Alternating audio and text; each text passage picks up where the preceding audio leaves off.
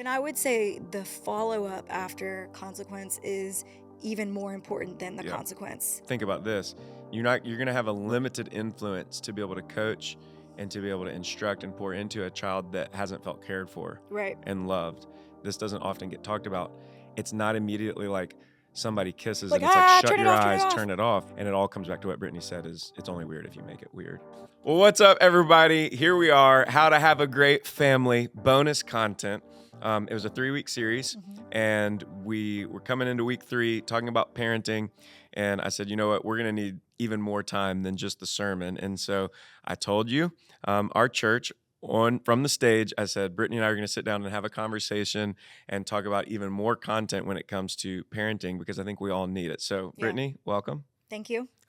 We are going to spend some time talking about raising wartime children. Yeah. Over these 3 weeks, that's kind of how we framed family, marriage, parenting is Ephesians chapter 6. We're in a spiritual war, and the enemy's after our families, he's after our marriages, and he's for sure after our children. And so how do we raise children that are built for battle, that are built for the spiritual war that they're going to be launched into? And so Sunday I preached and I used the verse about children being an arrow in the warrior's hands. Yep. And before we jump in, Britt, I would just say, kind of to break the ice, what was your favorite part of Sunday's sermon? The whole thing. Oh, that's very nice. I mean, it was good. It was an amazing sermon. The whole series was great. I think my favorite part about this past week on parenting, I loved the clip that the church put out about just how discipline sets your child up for salvation. Ultimately, I think that was my favorite. But if I had to pick another favorite, it would be just how many kids will come from us, how many people will come from us through our kids, because we look at our 4 kids and it's 4 kids, but when you do the math, and you did the math, and it was something crazy, like in 100 years 4,096 kids, I think it was, will come from just me and you. And it's sobering to realize just the magnitude of I mean, our parenting will affect essentially that many people. It's crazy. Literally, and it's not people we preach to. That's not people that we just have an influence on. It's literally our children, then their children. And so what our parenting, how important our parenting is really like hard to calculate. Yes. And you combine that with another part of the message, which is that what we teach our kids is of utmost importance. We're going to talk about that some more today. Yeah. But even more than what we teach them is who we are, and because you can't fake it at home. And so you're going to replicate who you are. And so the best parenting advice of all is be as good of a person as you can be, as godly of a person as you can be. Sobering to realize that your children are ultimately a reflection of you. Yeah. It was very silent when you said, it was. Do you know what I'm going to say? Yeah. When you said, how did you say it? You said that you're the subtotal of your children and grandchildren basically are a reflection of you. Of your character. Of your character, yeah. Yeah. You always say things really, really And good. I think somebody can hear that and say, well, I have good character, and I had a child that went astray or made bad decisions. And of course, that's why I worded it with like sum total. Like you just look at somebody's children, their grandchildren, the legacy that they're leaving. That's going to show who they are. When I see great kids, I'm like, who is your parent? Yes. You have a great parent somewhere, Yep. So, hey, here's the itinerary for today. We're going to start by talking about parental phases, and we're just going to spend a little bit of time talking about how to parent our children through the different phases that they're in their lives. Because they are in phases. Yes. And then secondly, we're going to talk about frequently asked questions. Literally, questions that Brittany and I are asked frequently about parenting. More Brittany than me. I think moms talk a lot about this type of stuff. And so we've written some of those things down, and we're just going to talk those out. Yeah. Then we're going to take some time, and this one will be fun because we're going to talk about common blind spots, things that we see in other parents that tend to be blind spots. And I'm sure we have our own blind spots as well. But a lot of the blind spots that people have are common among parents. Yeah. And so we're going to just talk about those things because you probably don't know that you have them. And so we're going to talk about common blind spots. And then we'll finish with just kind of final thoughts, practical tips, and we'll see what kind of time we have and how many of those that we get to. So let's jump into parental phases. Okay. All right. So there are 3 parental phases that we want to talk about. And just to kind of frame this from the beginning, this is what our responsibilities are as the parent. Primary responsibilities are as the parent at different stages in our kids' lives. Yeah. The first, and they all start with C, of course. They all start with the same letter. The first one is going to be the caretaker phase. Mm-hmm. Now, this is going to be from like the time the baby's born to when they're 9 to 10 Mm-hmm. years old. Now, obviously, a newborn baby has different practical needs than a 9-year-old child. But again, this is the primary goal of a parent, the primary responsibilities of a parent in that entire phase. Mm-hmm. Then you're going to move from caretaker phase to coach phase. And coach phase is going to be, again, from 9 to 10, 9 to 11, to 14 to 16. So 14 to maybe the time that they're driving, 16 years old. And then from 14 to 16 range on through adulthood is going to be consultant. Yeah. So you move from, as a parent, I am caretaker, to then as a parent, I am coach, to then as a parent, I am consultant. Yeah. Now, I'm going to talk a little bit more about each of these phases and the way that we've kind of laid this out. And if you're watching this on YouTube, you're going to actually see the graphic.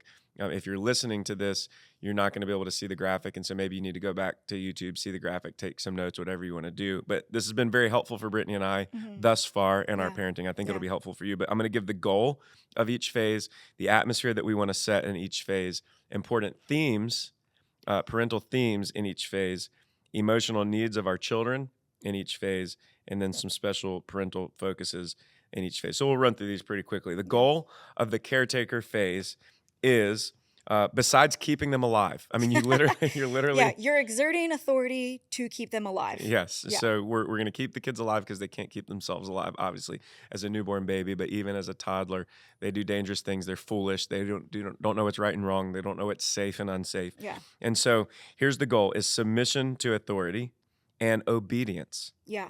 Now, when it comes to obedience, I think it's important, and we teach this to our own kids, is that when you're obeying, it's not just doing what we say, but it's doing what we say quickly, fully, happily. Quickly, fully. So delayed obedience is disobedience. We hear that all the time in our house. Brittney is very good about telling our kids delayed obedience is disobedience. Yep. So you're not just doing what we say. You're gonna do it quickly and with a good attitude. Do it with a good attitude. You're not going to stomp and sigh and huff and puff, because I would rather you not do it than to do it like that. And I think that's how God feels about us. Yeah, and completely. And totally don't do it halfway. Yep. So that's the primary goal. That's of a 3-year-old, of an 8-year-old, of a 6-year-old, is we're gonna get them to submit to our authority with a good attitude. Yeah. We're gonna get them to submit to our authority quickly. We're gonna get them to submit fully, obey, do what we say. You're literally, it's like breaking a horse. Roman and I were in Montana recently, and they were talking about breaking in a horse, and we were talking about that. Like, what does that actually mean? And they're like, well, you're not wanting to crush the horse's spirit, but you're wanting to break their will and make them listen to what you say. And I think that's what we're doing with children, is they're born with a strong will and a sinful will.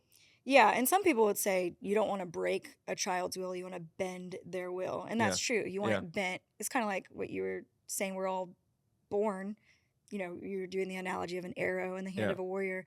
We're all born bent out of shape, and we have to bend it. We have to bend it back. Totally.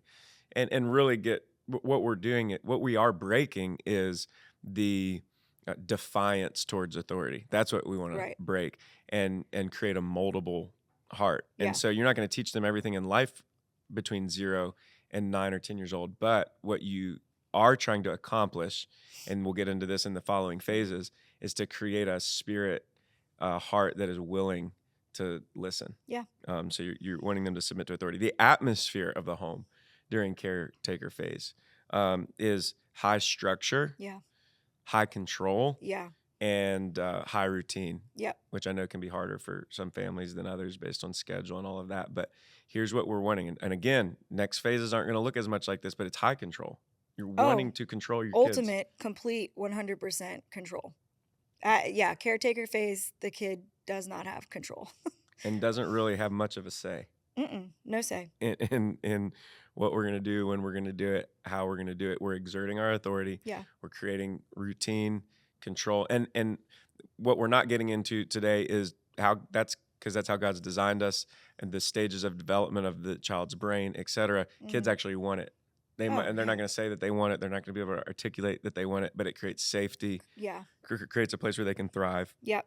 And have healthy development. Important themes in the caretaker stage: facts, rules, knowledge. Mm-hmm. We are teaching our children that there is right and wrong. Yeah. For example, we're teaching them don't touch the hot stove. Right. Don't run into the street. We're teaching them things that keep them safe. Mm-hmm. We're teaching them hygiene. Brush your teeth before bed. It's facts, it's rules, it's knowledge. Yeah. It's not going to be in this stage a lot of the why behind it. They're not going to be able to comprehend that. Towards the later part of caretaker phase, it's going to start. They're going to start asking why, et cetera. Yeah. But in the caretaker phase, I think it's important for parents to understand that that's not your primary responsibility, is not to say why. Right. Again, and you can. It's can. Just, that's not the. But if there was ever a stage to say it doesn't matter why, this is the stage. But not like that. Yeah, you don't have to say it like that. You can say it nicely. But in all seriousness, we're going to get into this in later stages. This would be the stage when it's like, but you do it no matter if you understand the why or not. Yeah. Later, we can explain why. But again, we're teaching submission to authority. So it's facts. It's establishing rules. Mm-hmm. It's establishing boundaries. It's teaching them knowledge. Now, what are the emotional needs?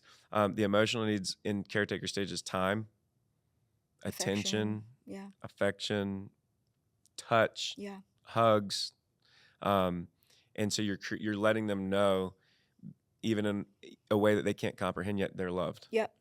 Creating that safety. Yeah. So the same thing that you're creating with facts, rules, knowledge, routine, control, on an emotional end and on a physical end, you're showing them that they're loved and that they're cared for and that they're safe. Yeah. And so parental focus is here, clear standards, gentle, not harsh with those standards, patient yet firm with those standards, fun, not exasperating your children. Yeah.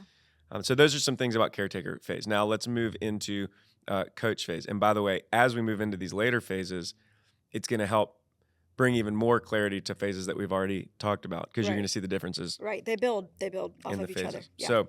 Yeah. So caretaker, we're keeping them alive. We're nurturing them. We're caring for them. They're too foolish to do anything themselves. Okay, now let's move to coach phase. In coach phase, before I get to the goals, we're teaching the fools to become wise. We're teaching them how to go from foolish to wise. We're connecting the dots, and here's where some of the why starts to come in. So here are the goals of the coach phase. The goals of the coach phase are application of knowledge. So here's how you apply the things that we've taught you. Did you say the ages? Coach phase, to remind you of the ages, is from 9 to 10 to about 14 to 16 years old. So this is going to be preteen and the first part of the teenage years. So we've got 3 in that phase right now. So application of knowledge. This is an important goal: unforced and unprompted obedience. We're teaching them how to take the trash bag out of the trash can when they're 8 years old. I'm teaching my boys, this is how you take the trash bag out of the trash can. Here's how you put a new bag in. Here's where you put the bag. Here's how you take the trash out. As we get into coach phase, it's unforced, unprompted obedience. So now we're looking for you to do this without being asked. Does that make sense? The atmosphere that we're setting in coach phase: motivation, life education, work reward, teaching that there's reward for your work. There's a reward for the right decisions. There's consequence for the wrong decisions. High affirmation in the atmosphere. Here are some some themes that are happening during the coach phase. Heavy teaching, information overload. Like, we should always feel like we're talking. You're talking a lot. Think of a coach. To a high feedback 10 to 15-year-old, there should be lots of conversation happening. Information overload. We're over explaining. We feel like we're talking a lot. Reasoning, life skills, teaching moments. So when you're watching movies, when you're driving down the road, it's like we're teaching. We're pulling truths out. We're pulling biblical truths out. We're we're narrating Yeah. as we're going through life. Emotional needs during the coaching phase, identity affirmation, ability affirmation, unwavering support through mistakes and failure. Parental focuses would be, again, talking a lot, over explaining, finding life principles in everyday life, calling out wrong and right in culture and in the home. This is coaching phase. We're coaching them, starting to talk about the why behind things. And now we're going to get into consultant phase. So this is 14 to 16 and beyond. And we're going to kind of continue in this phase throughout the rest of their lives. And this is showing the whys now, because you've taught them in the caretaker phase what's right and wrong, in the coach phase why it's right and wrong, and in the consultant phase you're teaching them how to obtain their own wisdom. So it's teaching the whys how to get more wisdom, how to grow in the wisdom so that they can thrive in the world on their own and apply that wisdom on their own. The goal of this phase is the accumulation and the apprehension of wisdom and exerting, this is important, their own moral authority and decision making. Yeah. This is where this part of parenting, Britt, starts to feel a little bit more risky. Yeah. Because you're kind of pushing them out, letting them make decisions, feel the pressure of their own decisions, allowing them the freedom to make some of those decisions. But again, we're stacking these phases. Yeah. The atmosphere is positive, yet risky, but calculated. Yeah.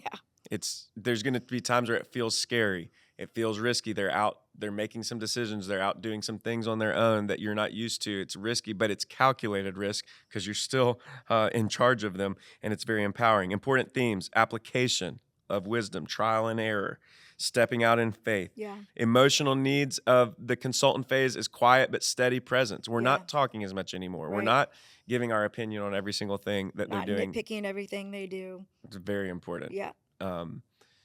Not nitpicking is very important. Not being a perfectionist, but steady, quiet support, a sounding board. Yeah. Being ready to talk to them when they want to talk. Yeah. Unconditional love, obviously. Yeah. Parental focuses is teaching how to do all the things they learned in the first two phases. And that really matters because I love this saying, wisdom can't be crammed, it must be dripped. And so it's like there are times where you're in this phase, like we have one in this phase, and you're wondering and you're reeling and you're like, you want to just unload all the wisdom you can and cram it, but it can't be crammed. That's why doing the right thing in the first two phases really matters. 100%. Because you can't cram it. You can't cram it. It matters. You have to be doing it correctly all throughout, distributing this wisdom. And it's vital that you know without a shadow of a doubt what parental phase you're in. You have to know it for each of your kids. If you have multiple children, which phase each one of your kids are in so that you can parent accordingly. Yeah. Because we have a tendency to be more comfortable with one phase of parenting. Usually moms are more of caretakers, and dads are more of consultants. And so if the mom is trying to be a caretaker in the consultant phase, like that's not going to work. Yeah. And if the dad's trying to be a consultant in the coaching phase, that's not going to work. And so mom and dad have to help each other out in this area. And we do that. You help me out more than I help you out. Well, I guess it goes both. But it goes both ways. For example, sometimes you'll be like, Britt, she's 15. Like you're a consultant, and it's scary because you're really letting go. You're starting to let go. Right. But it goes back to the wisdom can't be crammed. It must be dripped. You have to trust.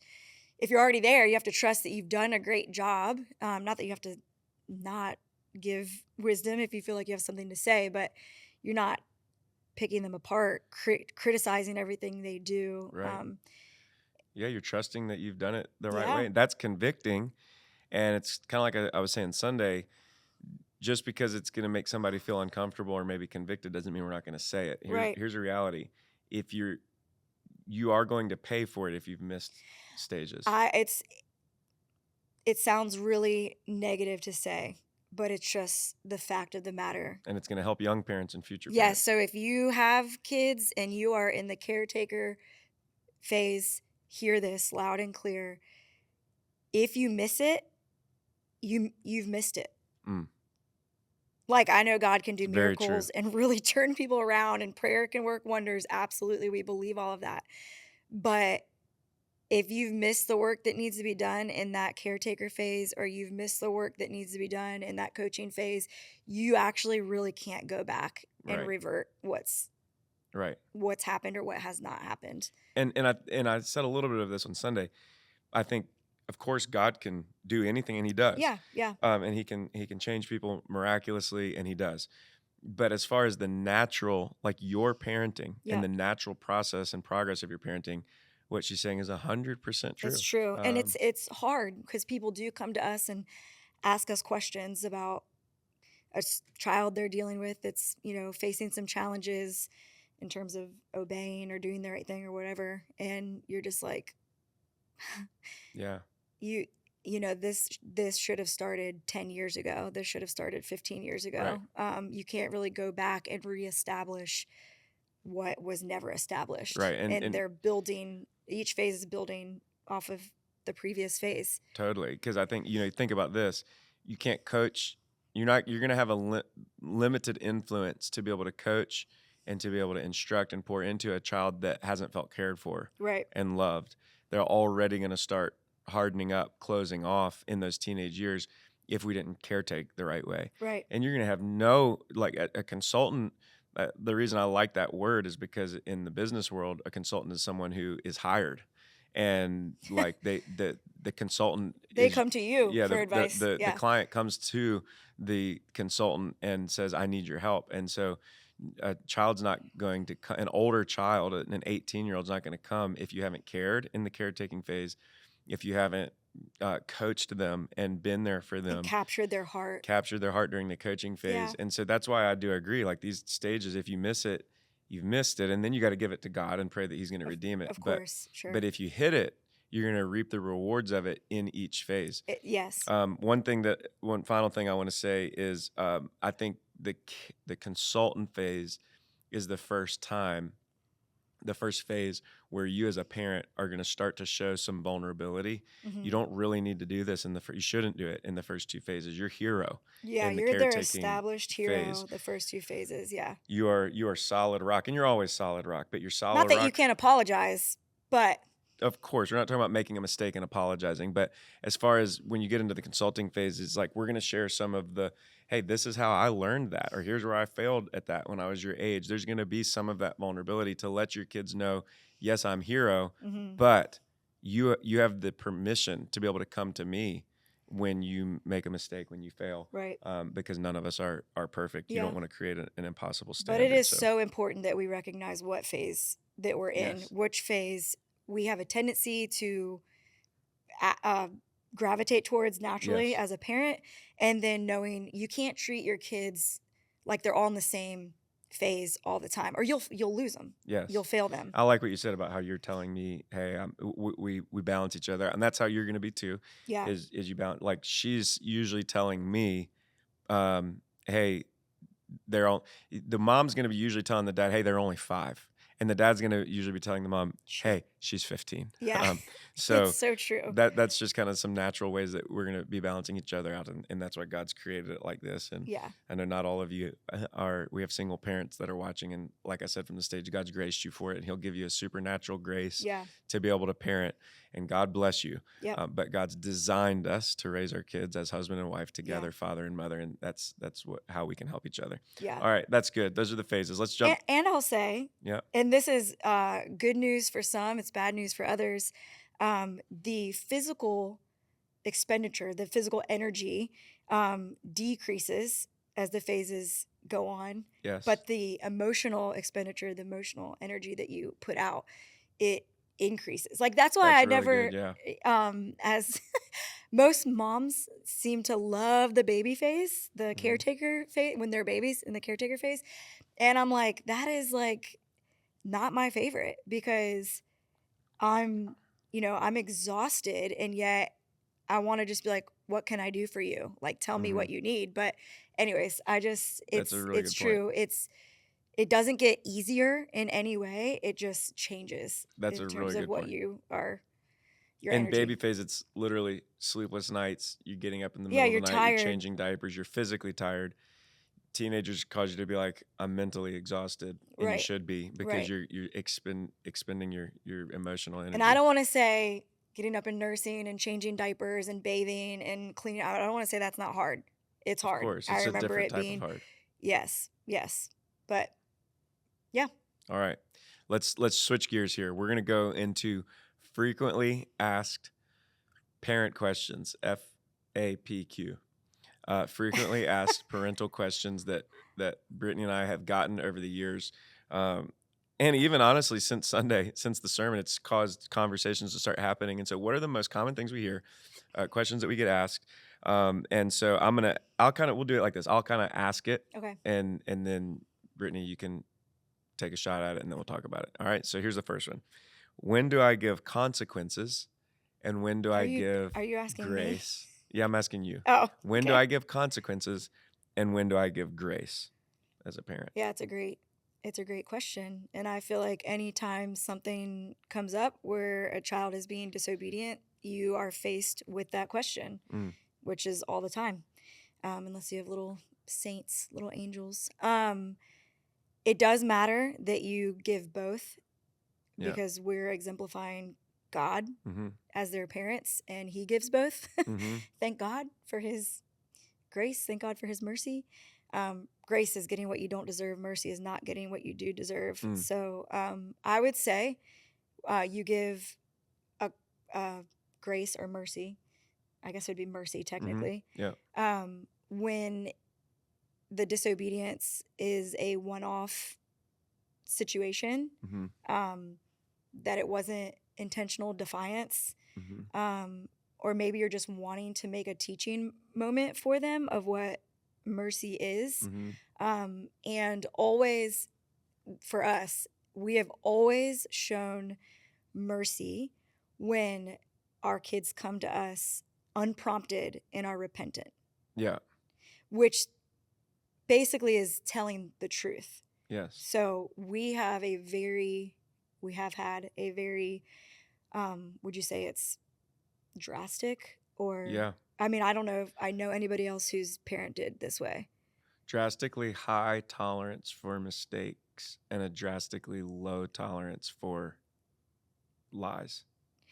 We came up with a long time ago when Rayleigh was Mm-hmm. little, was toddler, that if they came to us and told us the truth about what they did and they were repentant, they were sorry, that they would never get a consequence. Mm-hmm.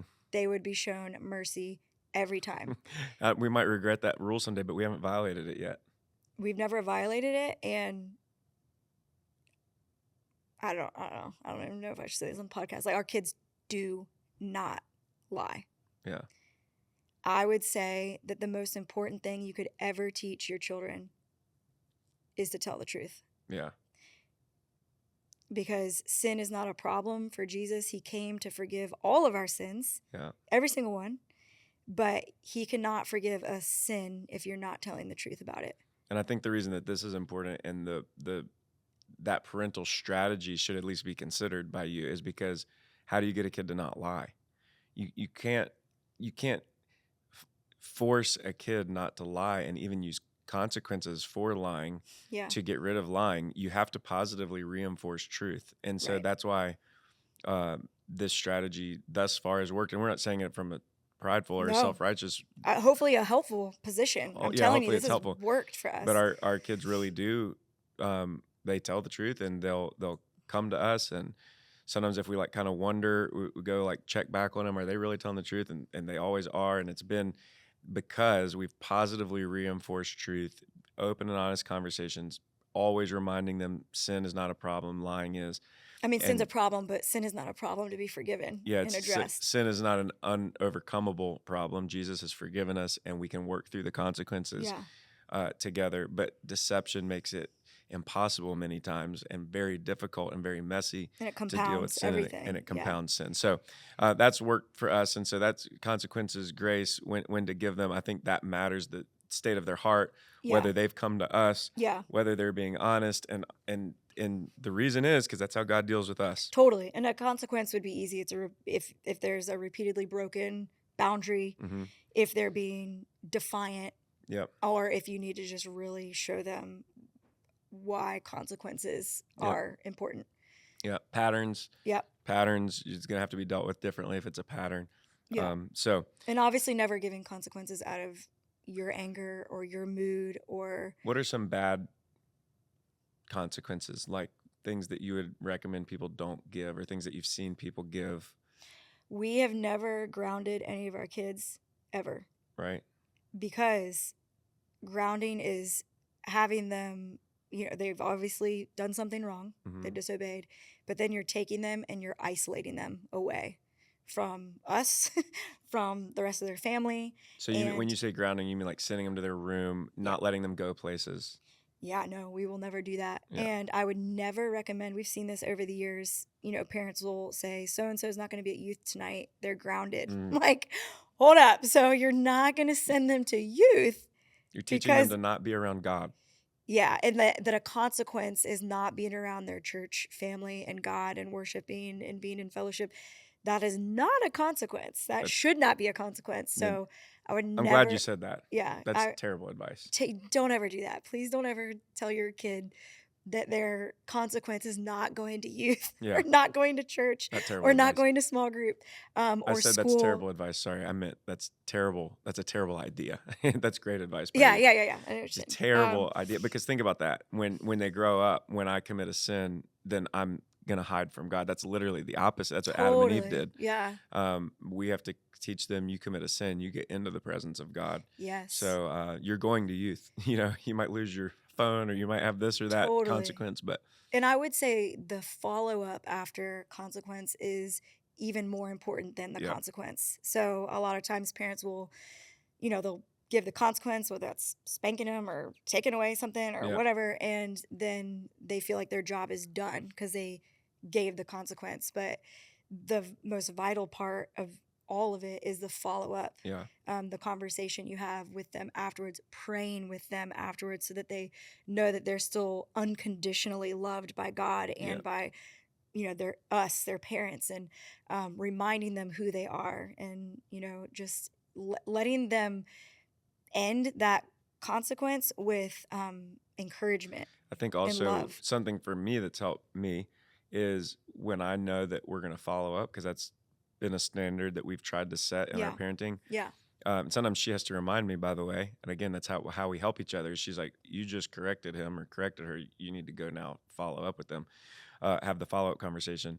When I do, it keeps me accountable to make sure that I'm not parenting or correcting out of anger or too harshly, because you're going to get it wrong. Yeah.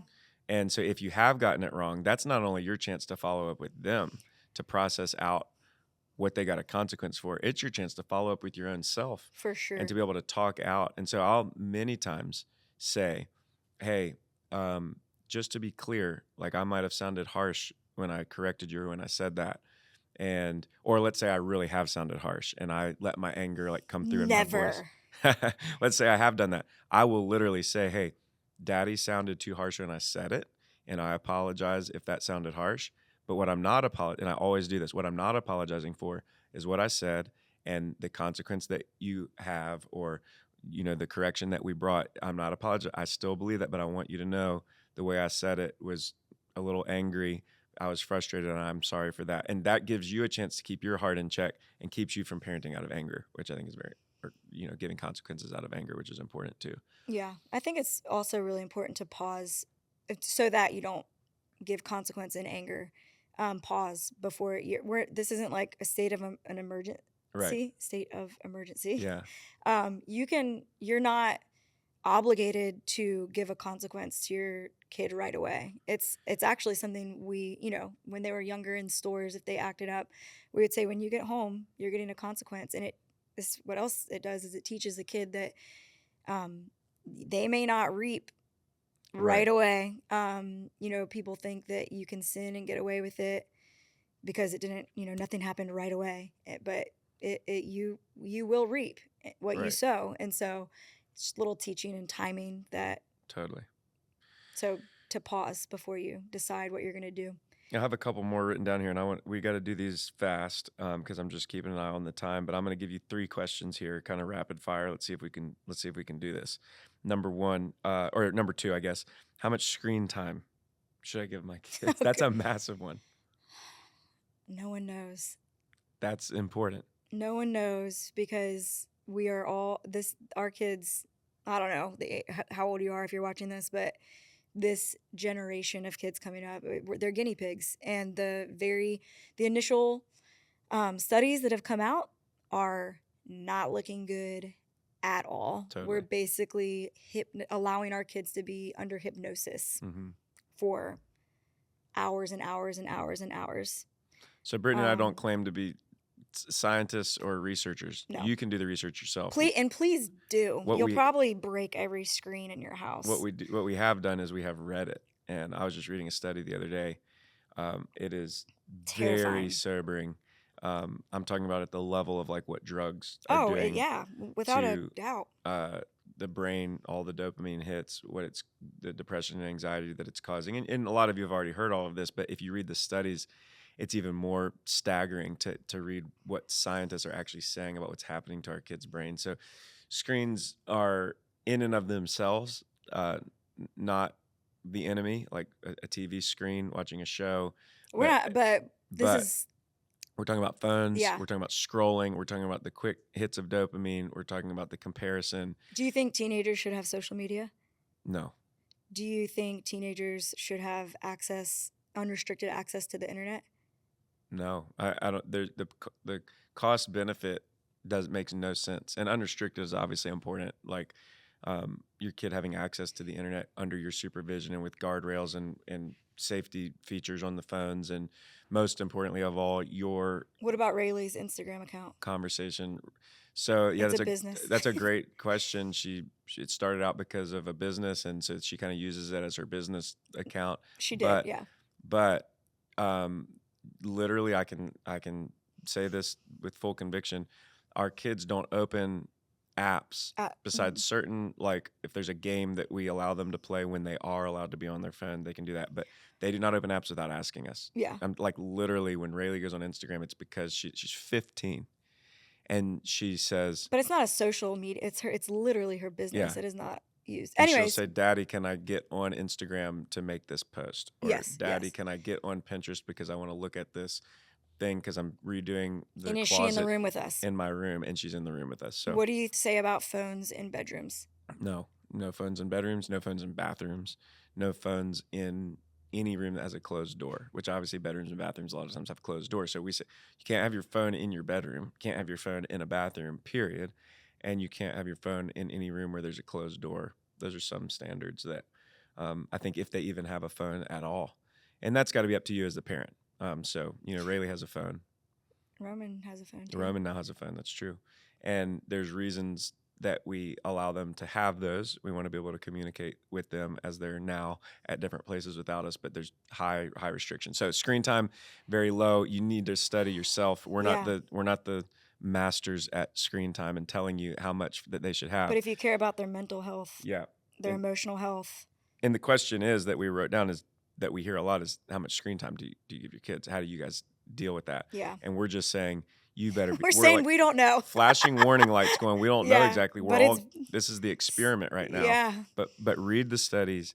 Do not be afraid to say no. Do not be afraid. Oh yeah, don't be intimidated. I don't care what friends you have that have whatever that is. Or if you've been handing your kid the device like this and you're doing that to keep them quiet, don't be afraid to change. That's just not what we're doing now. It won't take their little and that is okay amazing brains long to change their brains and to break the addiction, by the way. And I bet you any parent watching this who has experienced taking a break, whether it's from like YouTube Kids or I don't know, something else, you say, okay, for the next however many days, no screen, that next day you see it. They're like glitching. They're like being detoxed off of drugs. You see it in the way that they act and they're short circuiting and you're like, there's your sign. Yep. That this is not healthy for my kid. Well, and then what you'll do is day 3 and 4 and 5, you'll see the positive benefits of it. That's what I'm saying. Their brains are so amazing that how they can. The neuroplasticity is pretty wild. There you go. There's a scientific medical term. Yep.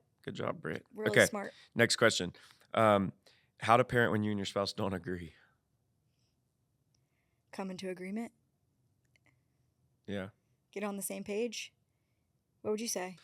We don't agree a lot. Yeah, I think No, that's not true. I think we agree. we don't agree a lot in just life in general. It's life. A couple weeks ago during the marriage series, I said something that I think would shock people. I said we aren't compatible. We are. Jeez. We already did There's like hope for you. yeah, we if you don't started. feel compatible. This is like very like unedited, very off Because the if cuff. we tried to actually sit down and make something like it would It's hard. never work. But what I was gonna say is, but we did one take right before this, and we started arguing. So producer Joe saw us argue. Yeah. What's new? He And now sees this us is argue all take the two. time. But anyway, so you asked. I think if you're not in agreement, we actually are in agreement a lot on parenting. But and here's the important part. I think when it's core issues, you have to come into agreement, like she said. Yeah. If you're talking about like big time life issues, anything to do with God, faith, values, Yeah. as they get older, like dating or not dating, schedule, like hobbies, what school they're going to go to, those things you have to come into agreement Yeah. on. Like you have to ask God, Right. help us to come into agreement. Yeah. Somebody's gonna have to compromise. Yep. You have to have a middle ground, and then you have to be unified, and then you parent. When it comes to non-essential issues, I think there has to be at least enough compromise from one side or another where you aren't letting your disagreements spill over into your kids or undercutting one another with your kids. Yeah, I you think can't. that's I was gonna say. As you're talking, I was thinking the most important part from your kids' perspective is that you two are. I mean, we have conversations all the time, obviously, that our kids have no idea about, but to our kids, from what they see, we're on the same page. right. Always. Like, you don't undermine me and I don't undermine you, and we're on the same team. So Yeah. Let's give an example. Like I'm just trying to think off the top of my head a couple of examples. Like let's say one kid wants to go, like one of our kids wants to go to Starbucks and get a drink, and I'm like, well, I don't think that that's necessary right now. But Brittany's like, yeah, I'll take them to Starbucks and get a treat. That's what I mean by non-essential, non-core thing. Well, I'm not going to say, well, I didn't want you to, but mom said it's okay. Yeah, I'm never going to do that. no, That's no. undermining. Yeah. I think that's what we're talking about. Yeah. They want to go hang out with a friend at whatever at the store. I don't know. I don't know what I'm talking about. Going to hang out at the store. Going to hang out at the That's store. what we used to do. We used to go to the mall. Yeah, people don't do that anymore. No. Yeah, want to get on and play a video game for a little while if I don't want them to, or she doesn't want them to and I do. We're never going to undercut each other. And so there can be compromises there, but we're unified front as far as the kid goes. But again, big things. And that really is big, being is unified in terms of the way our kids see us, the way your kids see your spouse. You determine whether your spouse is your kid's greatest liability or greatest asset by the way you treat them. Because, and not depending on how good they are, because a lot of times I'll hear a mom say, well, if he would do this. And it's like, I'm not talking about how good they are. I'm talking about how you treat them in front of your kids. Yeah, not how good they are, but how good your kid thinks that you think they are. Totally. I think about this a lot because in ministry, your days look crazy and different every day. Like you do have a schedule, but then, pastoring a church, stuff comes up every single day. And so if we had plans to sit down and eat dinner together and food's on the table set, we're sitting, waiting, and then I get a text that something came up. When you walk in the door, I'm not saying, oh, look who decided to join us, or sorry, we had to eat because whatever we're saying. You're sending a text and I say, guys, Daddy is incredible. He's the best pastor in the world and he's had a full day, but something has come up and he's so selfless and awesome. And so right now we're going to stop. We're going to pray for him, that God gives him wisdom, that God gives him discernment on how to handle this situation. Pray he gives him strength to finish out this day strong, and let's, cover this plate and have it hot and ready for him when he gets back. Your dad is awesome. And we do that. Like, those are vastly different scenario, and you have just painted either their dad as a hero or as a loser. Right. And so, I might be annoyed that this is not going as planned today because whatever, but I'm responsible for how our kids view you. Yeah. Like, I have so much control. So much. I have so much influence over how our kids view you. Yeah. And so, like, don't be surprised when your kids treat your spouse like a problem when all you do is treat your spouse like a problem. Right. Especially dads with sons. I think this could go for both sons, daughters, moms, dads, but I think the most powerful one is dads will shape their son's view of their mom more than any of the combinations that you could make. And Yeah, I would agree with that. if I'm like short with her or feel annoyed with her, then That never happens. sons pick that up like that. And I see that in other families, and not to say that's other people and not us. Of course, none of us are perfect, but I think I do a pretty good job with it. And I think I've seen people not do a good job when the husband treats the wife like less than or annoyed with her. The son picks it up like that, and he starts treating their son mom will treat her like that by 13 years old. Yeah. And so we have to be very careful. I do think that's one. Speaking of, because we have 3 boys, you have demanded that our sons respect me. Yeah. I feel like that is something you've demanded. Yeah. It's just there's zero tolerance for them disrespecting or dishonoring me. Right. And you've been very hard on them for that. And it's going to produce so much in their lives when they get married. Yeah, totally. So thank you. Well, you're welcome. Thank you. Last one. When should I have the sex talk with my kids? Sooner than you think. For sure. If they're asking, you're too late. Yeah. If they're asking, it's because they've heard or they've thought or they've seen something. So they're asking, and that means you're far too late, and they're going to ask or see something and think about it earlier than you think. First one to the heart wins the heart. That's really good. I just made that up. Wow. Does that make sense? We can tweet that. We can X that. You can put that First on X. one to the heart wins the heart. I don't think I've heard that anywhere. That makes sense. Like you win the prize of their heart if you're there first. So you set you set it. So totally. I think that it is the sooner the better for us. Just to give you an actual age. I mean, you have to decide. You have to decide. But 6, 7. No, just 6, 7. It's embarrassing. That's old. 7 to 8 years old as you're starting to talk about the concept of it. You're not giving the same detail as you are to a 13-year-old, but like our 10-year-old knows what it is. Haven't given the details like I have to my 12, 13-year-olds. But I think by the time they're that age, you have to, because you can't think about, it's like driving. You teach your kids how to drive. We're about to do that with our oldest, but when you're teaching a kid how to drive, you're not just saying, here's how you make the turn, here's how you press the gas and the brake. You're teaching them to watch out for other people. And I think when it comes to the sex talk, which by the way, that's a myth. Like the sex talk is a myth. It should be conversations all the time. I mean, I'm not exaggerating. You can correct me if I'm wrong. I don't think a day goes by in our house. That's true. Without us talking about something sexual. Yeah. Because why in the world, as a parent, would you not want to be the one to talk to your kid about to shape their view of it? To shape their view, to make sure they know the dangers and the beauty of it. I think it's very cruel. Yeah, 100%. It is. You're leaving them to the wolves. Awful.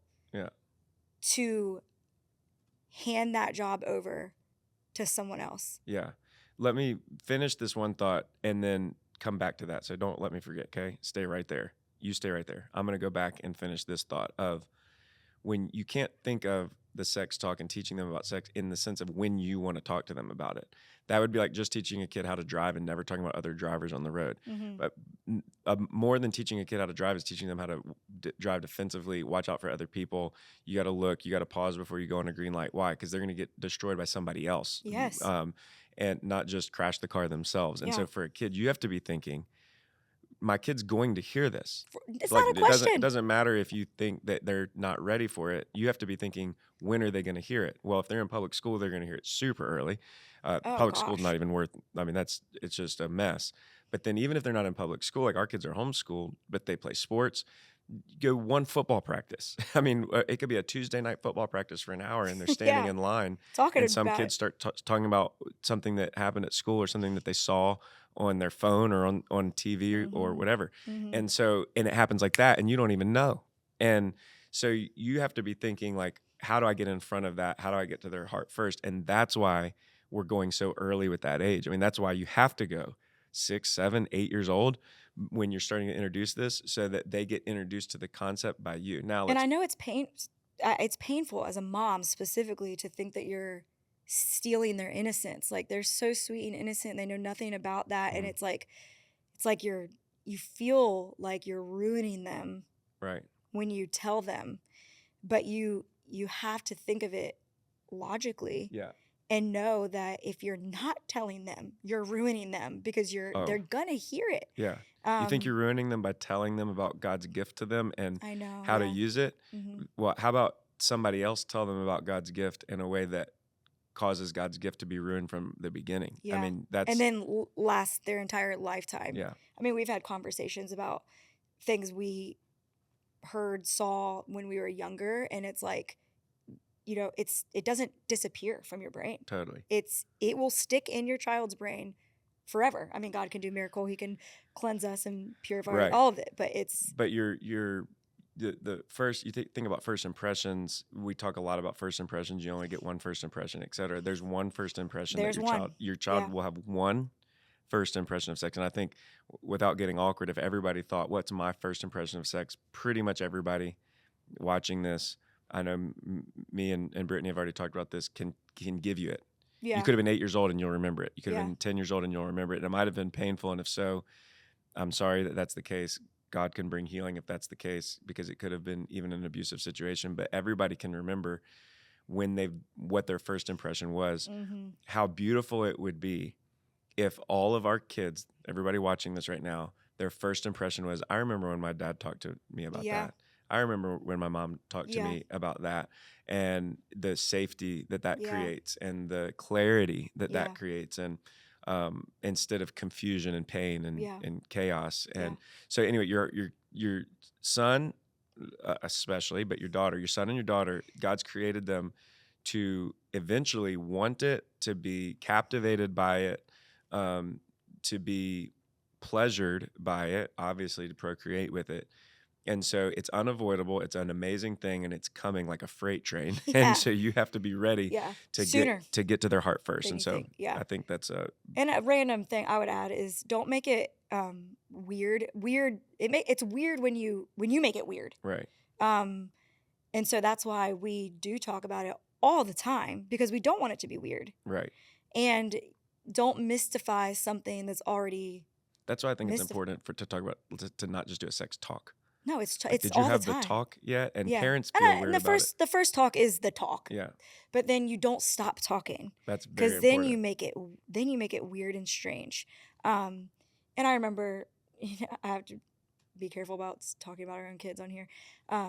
Speaking of that, always talk positively about your kids in public and Yeah.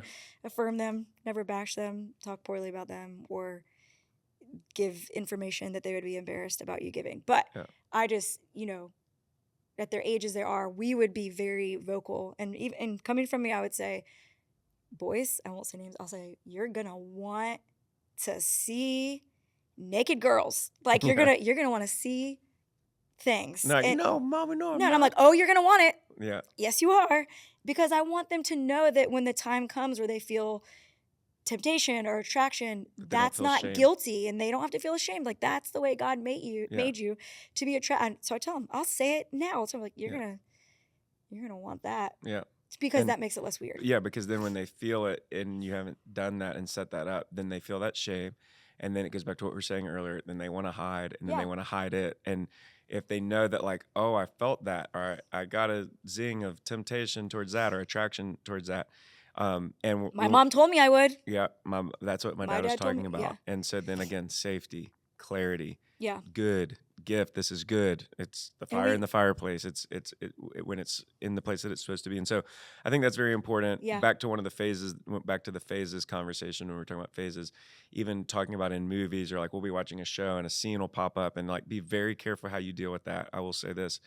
Like I do mean very careful on the one hand of not what they see, what they of hear. what they see, not letting them see inappropriate things. But watch this. On the other end, this doesn't often get talked about.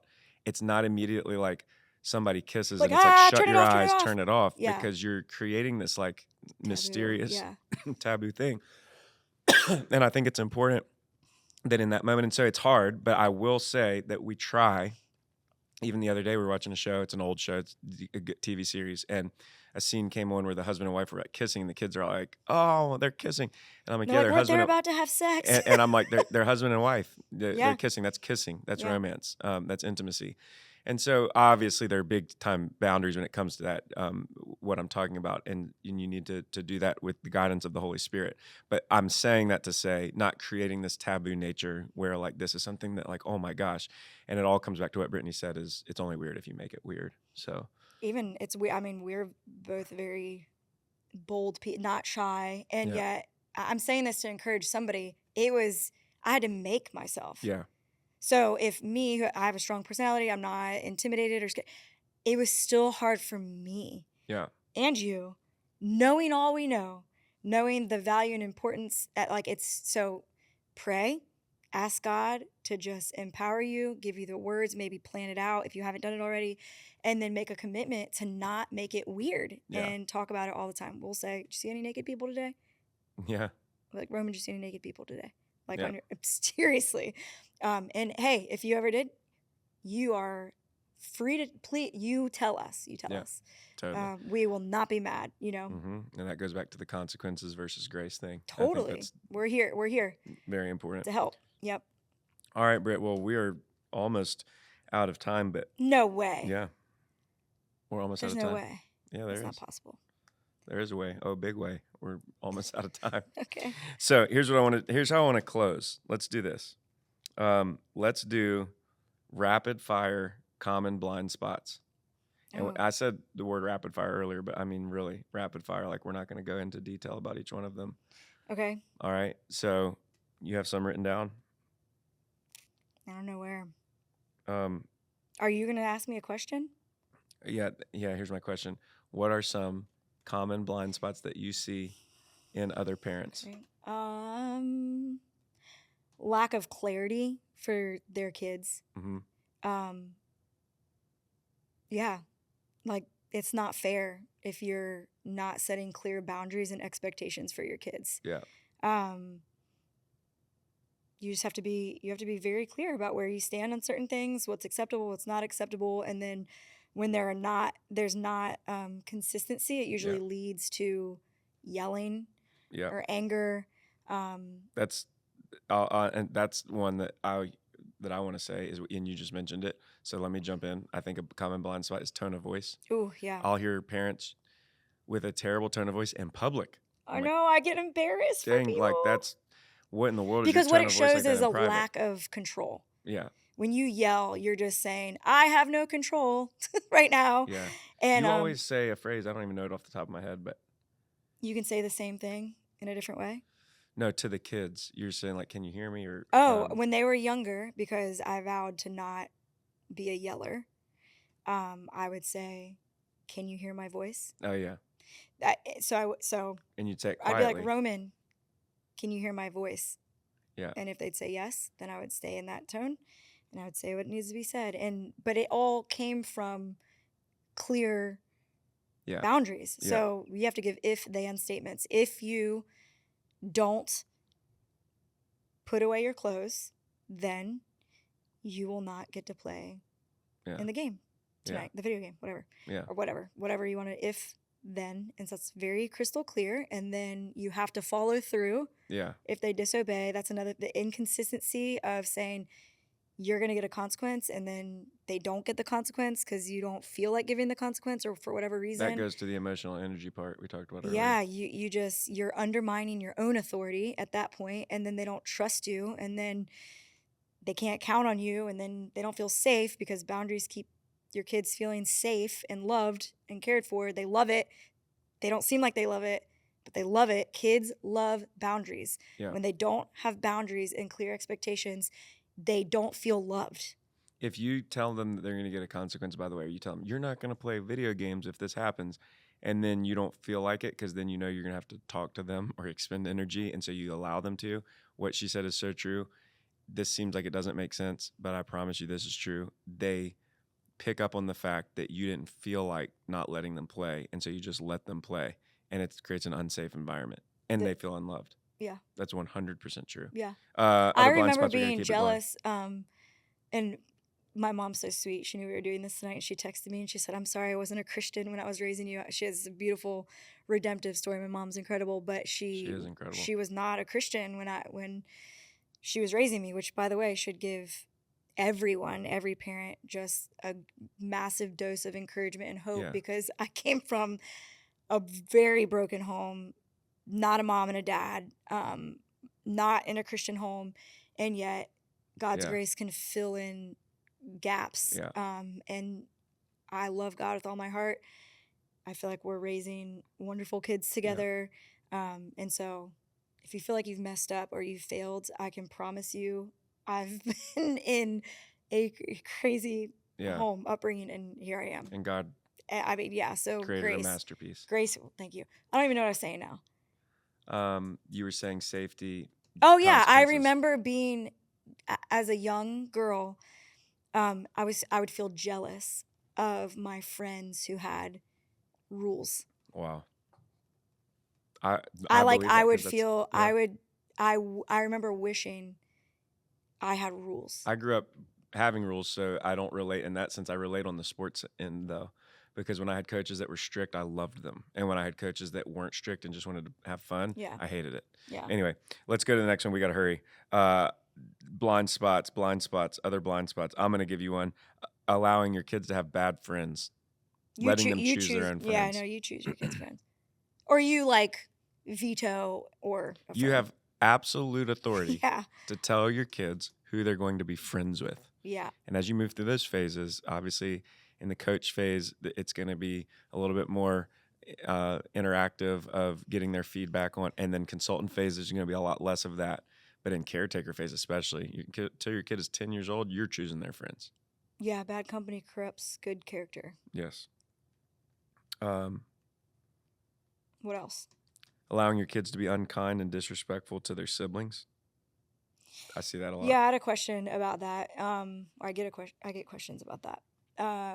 That reminds me of the phases, the parental phases building. Yeah. Off of each other, because you really got to start that. Yeah. Like, you got to set the tone there at the very beginning. There is zero tolerance for name calling siblings.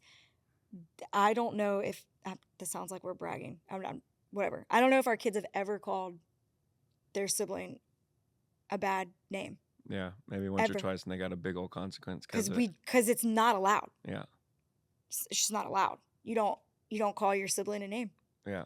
It's they're your family, and you honor them, and you respect them, and you help them, and you encourage them, and you celebrate them. And we have to cultivate that still. Yeah. It's not like that they don't get annoyed. Of course. They get annoyed all the time, but at the end of the day, we're championing one another. Yeah.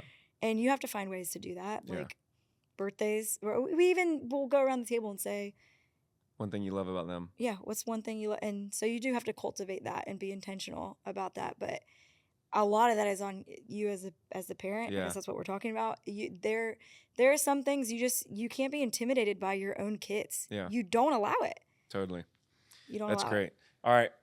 It's time. So I had 6 or 7 final thoughts written down on my notes, but I want to ask you, Britt, let's each give one. This is how we'll close it. You ready? Okay. We'll each give one final practical tip. Final thought on parenting, practical tip. On parenting. You only get to choose one thing. Okay, then you go first. All right. I have no idea. All right. I would say if I had one thing to say to somebody,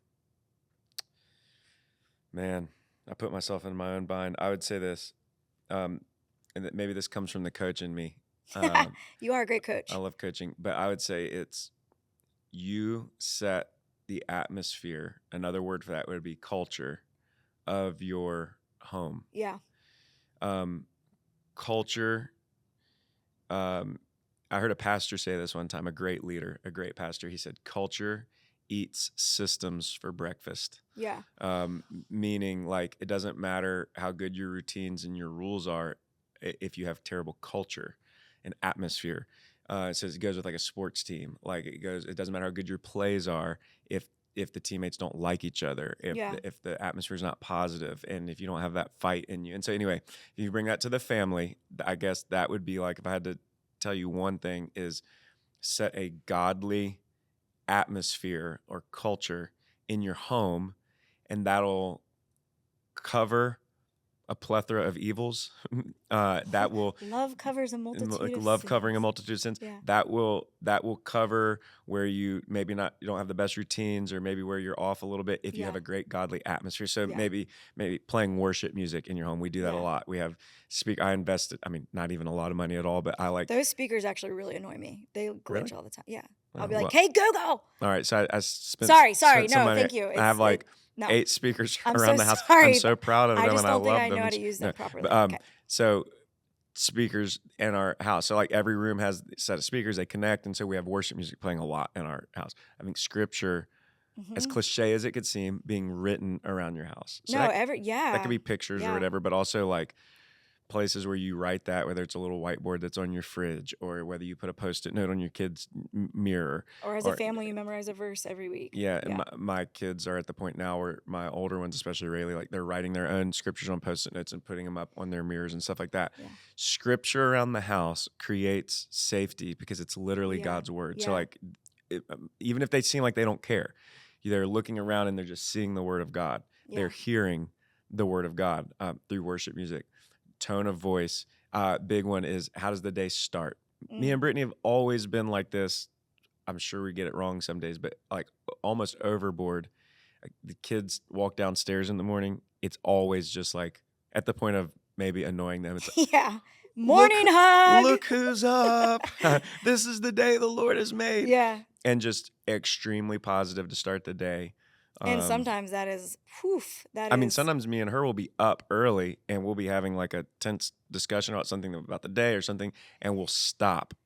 Because we won't always stop. We'll let our kids hear us have a tense discussion and hear us work it out, but to a point. But Everyone's not gonna in the think morning. we're crazy. Not in the morning. In the morning, we'll stop. Yeah. And it's like, look, and it's just, we're going to completely start the atmosphere. So that's a big one. And then obviously at night, we always are going to pray at night. Yeah. If you don't pray at any other time, pray Yeah. over your kids at night. Pray Yeah. that the presence of God will be with them in their dreams, that the peace of God will protect them, set that atmosphere as they go to sleep, puts their mind at ease. So those are just some practical things. I think setting the atmosphere would be my number one practical tip. Yeah, that's really good. I went too long. Oh, I'm going to probably go longer. So that's okay, All right, right? finish Is this there like out. a time?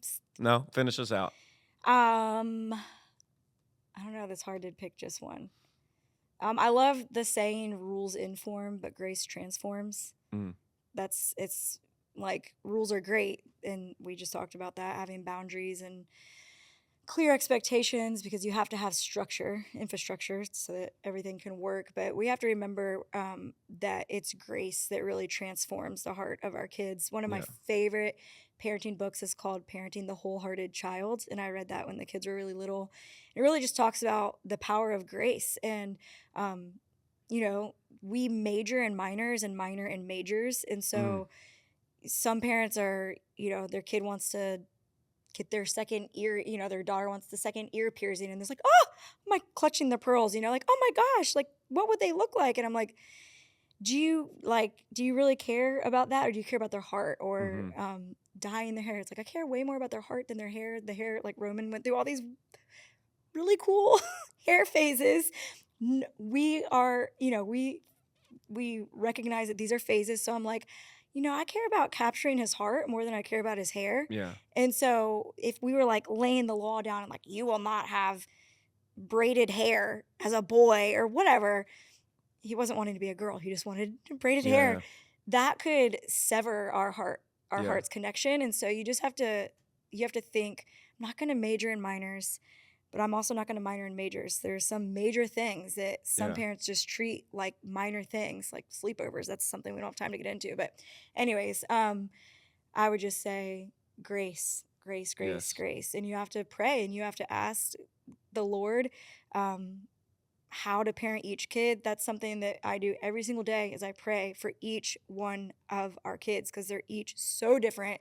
They require so just they require different things of me. Yeah. Um and God really, the prayer, I'm sure, has a powerful effect in their life, each one of the kids, but it has the biggest effect on me. Yeah. And I'm reminded these are God's kids.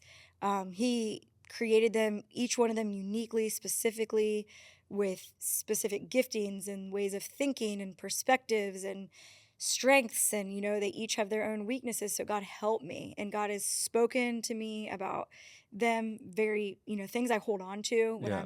because we all battle fear as we're Yeah. parenting, fear of the unknown, fear of what they're struggling with. Our kids struggle with different things at different times. And so it could be scary knowing you're the one, like, they're our kids, but ultimately they're God's kids. So going to Yeah. God every single day on behalf of your kids. We are our kids' number one advocates. Yeah. Like, you hear that in the medical world, like, oh, you got to be your own advocate, to get the care you need. Well, think about our kids. Like, nobody else is praying for them, or maybe like a grandparent or Yeah. friends are praying for them, or maybe our kids are praying for their own they're praying, God, let me win this football game. And I'm like, God, For their spouse, yeah, their future I'm spouse. praying for your future spouse. Like, so we have to recognize that if we want our kids prayed for, that's Yeah. our job. Yeah. Like, we have to pray for our kids, and God will give us, he says, if you ask, he'll give it. Wisdom, we need it Yeah. every single day to parent our kids. And so praying for our kids would be. You've always been really good at it.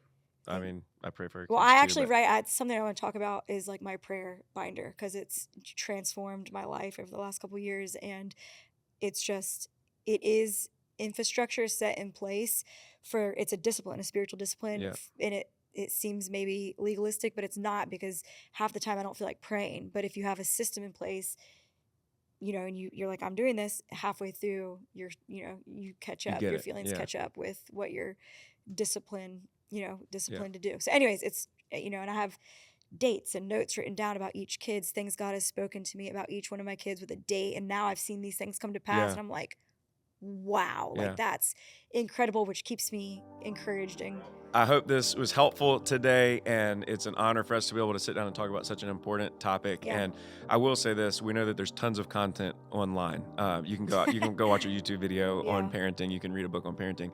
I think the important thing, though, is when your pastors are talking about it, when your church family's talking about it, it's different than online content, because now we are accountable for this. We live this out together. Yeah. So everything that we've talked about, like, here we go. Let's live this. Let's put this into practice. And when you need help, when you're feeling discouraged, you have your church family to go to. Mm-hmm. You can ask for help. You can say, I need advice. And so, man, we're believing the best for your family, for your kids, Yes. for your future kids. If you don't Yes. have kids yet, maybe for your grown kids, you feel like you've made mistakes and you wish you could go back and do it. We just want to tell you, grace on you. Yes.